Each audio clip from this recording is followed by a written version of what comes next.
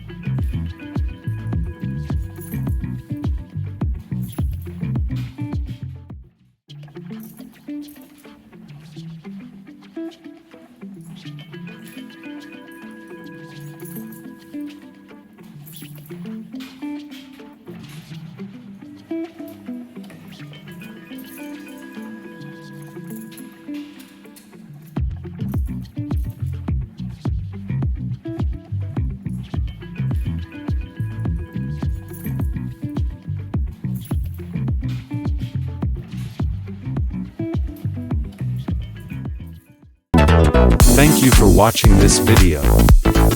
If you enjoyed it, don't forget to subscribe to EdTube, like this video, and share it with your friends. Your support helps us bring you more content. See you in the next video.